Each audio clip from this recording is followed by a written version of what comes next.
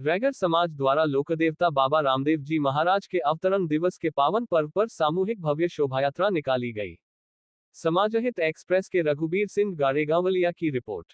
राष्ट्रीय राजधानी क्षेत्र दिल्ली के करोल बाग के हृदय स्थल में स्थित बिडनपुरा में भगवान विष्णु के कलयुग अवतारी, जनमन के आराध्य लोकदेवता श्री बाबा रामदेव जी महाराज का सबसे प्रतिष्ठित मंदिर परिसर से हर वर्ष की भांति इस वर्ष वीरवार 5 सितंबर 2024 को रैगर समाज द्वारा लोकदेवता बाबा रामदेव जी महाराज के अवतरण दिवस के पावन उपलक्ष्य पर भव्य झांकियां व ध्वज के साथ में सामूहिक भव्य रथ शोभायात्रा का बड़े धूमधाम से आयोजन किया गया, जिसमें सभी जाति धर्म के लोग बड़ी श्रद्धा से शामिल हुए।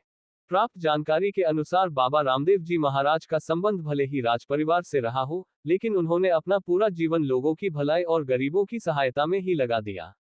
बाबा रामदेव ने ही सबसे पहले छुआछूत का विरोध किया था।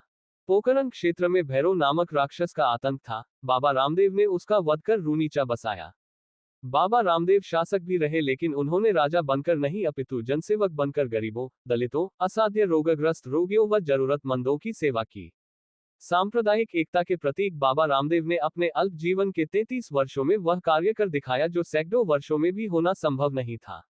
बाबा रामदेव को 36 कौम के लोग पूजते हैं, क्योंकि बाबा ने सामाजिक समरसता का संदेश विश्व में दिया था। भादुडे री दूज रो चंदो करे प्रकाश, रामदेव बन आवसु राखे जो विश्वास। श्री रामेदेव रक्षा करो, हरो संकट ताप, सुखकर्ता समृद्ध धनी जपो निरंतर जाप। वीरवार 5 सितंबर को अवतरण दिवस के पावन पर्व पर समाज के धर्मप्रेमी श्रद्धालुजनों का प्रातः से ही बाबा रामदेव जी मंदिर स्थल पर बाबा रामदेव जी की मूर्ति के समक्ष भोग लगाकर मत्था टेकना शुरू कर दिया था। शोभायात्रा के लिए एकत्रीकरण हरध्यान सिंह रोड बिडनपुरा पर स्थित श्री बाबा रामदेव मंदिर पर शुरू हुआ। शोभायात्रा के आयोजकों द्वारा बाबा रामदेव जी मंदिर में बाबा की प्रतिमा के समक्ष विधिवत पूजा अर्चना व आरती वंदना कर बाबा रामदेव जी महाराज की प्रतिमा, ज्योति और पगलिया रथ पर विराजमान की गई और यहां से झांकियों व बैंड बाजे के साथ विशाल शोभायात्रा आरंभ हुई। प्रारंभ स्थल पर उपस्थित रैगर समाज के गणमान्य अतिथियों को आयोजकों द्वारा राजस्थानी पगड़ी बंधवा कर सम्मान सत्कार किया गया। शोभायात्रा में वरिष्ठ समाजजन, महिला, पुरुष व बच्चे रामदेवजी की झांकियों व बाजे के साथ हजारों की संख्या में शामिल हुए। शोभायात्रा में सभी बैंड बाजों पर राजस्थानी भाषा शैली व संगीत की संगत पर केवल बाबा रामदेवजी के प्रचलित गीत भजन गाए जा रहे थे।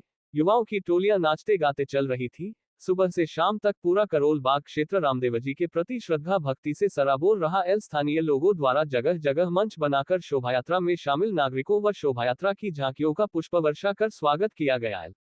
बाबा की झांकियां ट्रक ट्राले, अश्व बगिया आदि पर सजाई गई थी। कई अश्वों पर समाज के युवा लोग रामदेवजी के स्वरूप में व धर्म ध्वजा लिए सवार थे। बाबा के रथ के साथ श्रद्धालु जयकारे लगाते चल रहे थे। शोभायात्रा में झांकियों का कारवां इतना लंबा था कि एक स्थान से पूरी शोभायात्रा समारोह को देखने में 1 घंटे का समय लगा।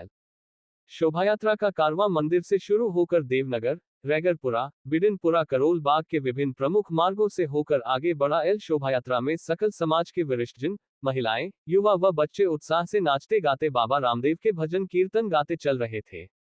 यात्रा मार्ग में राजनैतिक दलों व रैगर समाज की संस्थाओं सहित अन्य कई संस्थाओं ने मंच बनाकर शोभायात्रा में शामिल समाज के श्रद्धालु जनों का पेयजल, चावल, हलवे, खीर, पकोड़े इत्यादि की प्रसाद सेवा से स्वागत किया गया। शोभायात्रा मुख्य मार्गों से होते हुए श्री बाबा रामदेव जी महाराज के मंदिर परिसर में पहुंची। मंदिर परिसर में पहुंचने के पश्चात सभी श्रद्धालुओं ने विधिवत श्री बाबा रामदेव जी महाराज की आरती वंदना कर व प्रसादी ग्रहण कर आयोजकों द्वारा श्री बाबा रामदेव जी महाराज की भव्य रथ शोभायात्रा का समापन किया गया।